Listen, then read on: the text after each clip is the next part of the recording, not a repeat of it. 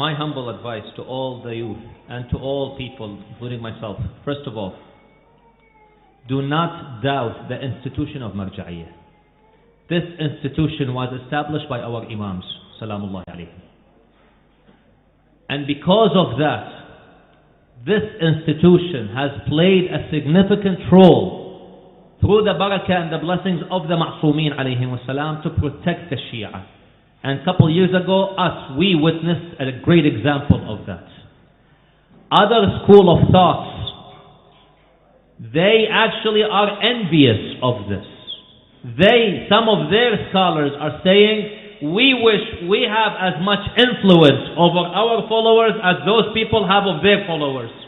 One man issues one verdict, one law, 3 million people jump to follow him. A century ago, one marja' issued one law about tobacco, millions jumped to follow him.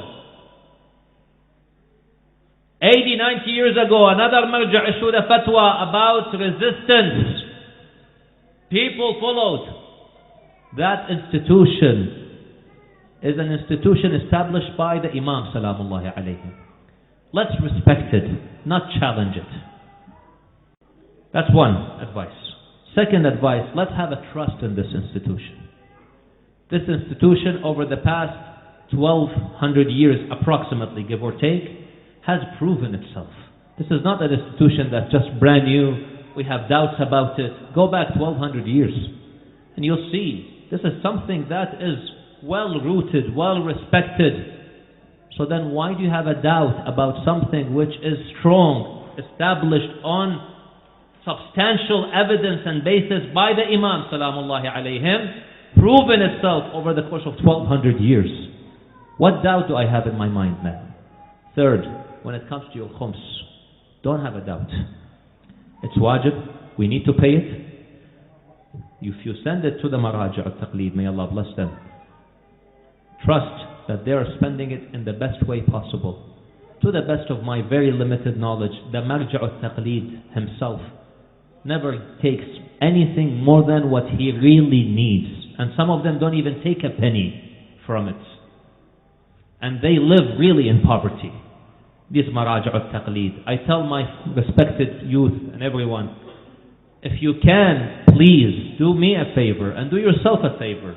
One summer when you're off in school, go to the seminary in Qom, go to the seminary in Najaf. Study there for a little bit, or at least attend. See what they go through, these Marjaeat Taqleed, to become a Marjaeat Taqleed. How many days he goes without food when he was a student. How much hunger he's experienced, how much poverty he's experienced, to the point where I know some Marajih who are alive today, they lost their children. They lost them, they died. They couldn't, because of poverty or lack of money, they couldn't afford, in some cases, to take their children to hospitals, to doctors, and so on and so forth. They lost some of their children.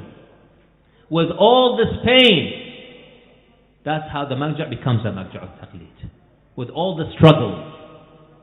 When we experience this, then we'll have some appreciation to what that marja' does and to who that marja' is. Let's appreciate this. Finally, to some people, like the one we had in this, where he says, I decide not to follow a marja' for whatever reason. And others who may criticize the Marja'iyyah for whatever reason, which is invalid, as I mentioned earlier, because it's established by the Imam Salamullahi alayhi. It means that he is rejecting the Imam's words. I tell all those people, including the academics, and I, by the way, I have a PhD, so when I speak of academics, I'm one of them. With all due respect to all of you, and to each and every person, one of you, those who criticize the Marja'iyyah, where were you when the crisis happened in Iraq a couple years ago? Who listened to you? Who listens to your fatwas? Who listens to your pens? Who listens to your writings? Allah subhanahu wa ta'ala made one man with one word or one statement have 3 million people rise to defend the country. I'm from that country.